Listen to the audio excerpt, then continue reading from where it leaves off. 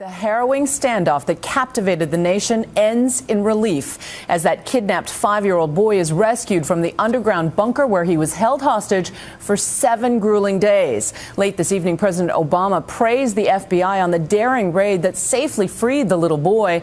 With the details still unfolding, we'd like to welcome ABC's Gio Benitez to this broadcast for the first time with the latest from Midland, Alabama.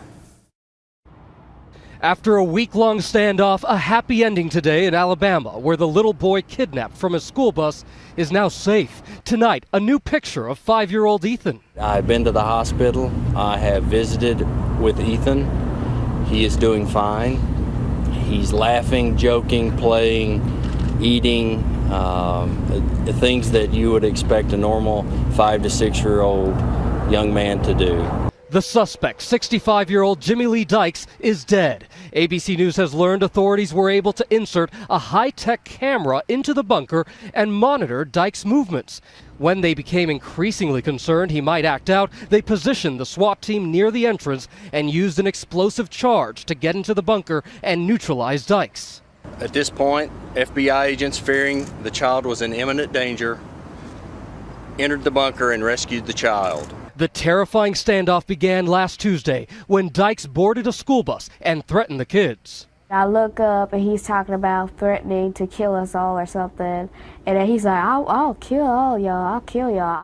Dykes then allegedly shot and killed the bus driver and kidnapped Ethan. Just had a bus driver shot, possibly deceased. Suspect has removed the child from the bus.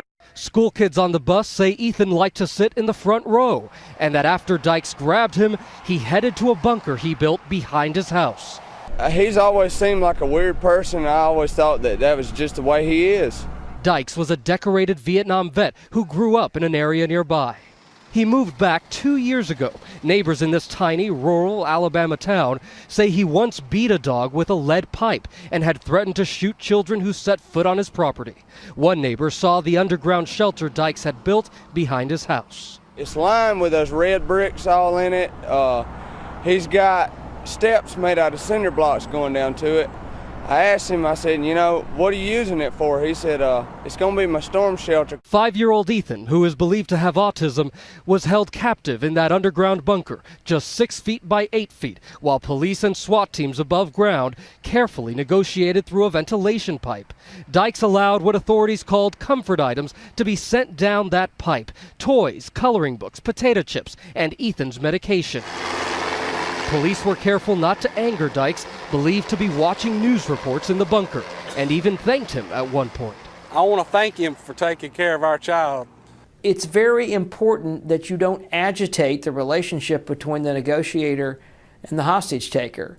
So by the sheriff saying that he appreciates Mr. Dykes' sort of assistance, if you will, in this, was to sort of reinforce, look, we understand you're trying to help us figure this out. Law enforcement had drones flying over Dykes' house, looking for signs that Ethan was alive and possible ways in to rescue him.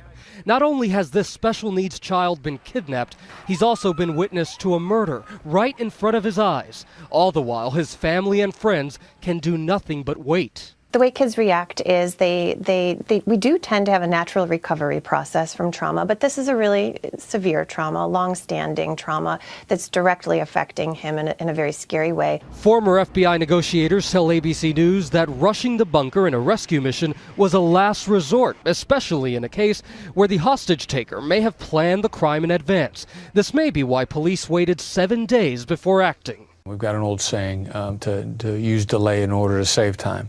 The more patient approach they take, the less likely they are to make mistakes, to move in slowly, to get it right, to communicate properly, and slowly and gently unravel this. Law enforcement sources say authorities had to handle it slowly in order to keep Ethan safe. You have to take into consideration, if you're going to go in that room and go after Mr. Dykes, you have to be extremely careful, because any sort of device you might use against him could obviously harm Ethan because he's right there. Ethan is now at a local hospital for treatment and is said to be physically unharmed.